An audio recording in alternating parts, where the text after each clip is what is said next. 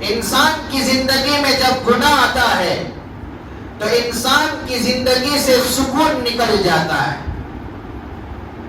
الداء والدواء ایک کتاب ہے جس کے اندر علامہ ابن قیم رحمۃ اللہ علیہ نے گناہ کے نقصانات بیان فرمائے۔ ان میں سے پہلا نقصان یہ بیان فرمایا کہ جب انسان گناہ کر بیٹھتا ہے تو اللہ رب العزت اس کی زندگی سے سکون نکال دیتا ہے۔ جیسا کہ قرآن میں اللہ رب العزت نے ارشاد فرمایا وَمَنْ أَعْرَضَ عَنْ ذِكْرِي فَإِنَّ لَهُ مَعِيشَةً ضَنْكًا، جس نے میرے ذکر سے اعراض کیا اور میرے ذکر سے منہ موڑا اور میرے ذکر سے اس نے روگردانی اختیار کی، ہم اس کی زندگی کو تنگ کر دیتے ہیں۔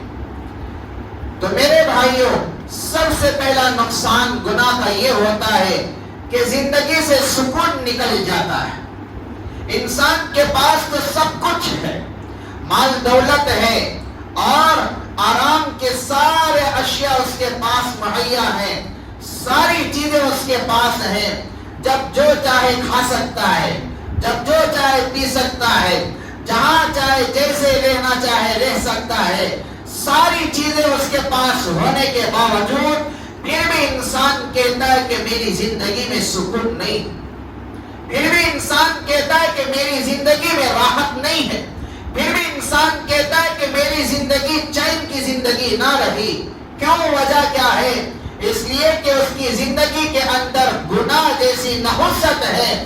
گناہ کی نحوست یہ ہوتی ہے کہ سب سے پہلے رب ذوالجلال اس کے دل سے سکون ختم فرما دیتے ہیں۔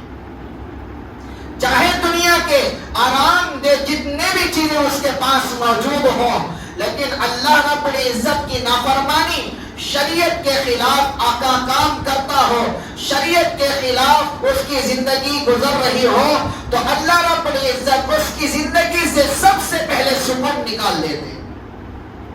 مثلا دنیا کے اندر جب باپ کی نافرمانی کرتا ہے تو باپ کی نظروں سے وہ گر جاتا ہے، گھر کے اندر اسے سکون نہیں ملتا، گھر کے اندر اطمینان نہیں ملتا، ہمیشہ گھر کے باہر دوستوں کے ساتھ کسی اور کے ساتھ وہ گھومتا پھرتا رہتا ہے، گھر کے اندر آتا ہے تو کونے میں بیٹھ جاتا ہے، کمرے میں جا کر بند کر لیتا ہے۔ وجہ کیا ہے؟ وجہ یہی ہے کہ ماں باپ ناراض ہیں، ماں باپ کی ناراضگی کی وجہ سے گھر کے اندر سکون نہیں ملتا۔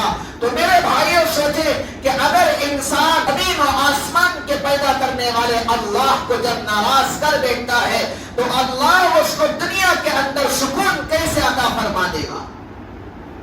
تو اس لیے ہمیں چاہیے کہ سب سے پہلے ہمارے لیے ضروری ہے کہ ہم اپنی زندگی کو گناہوں سے پاک کریں۔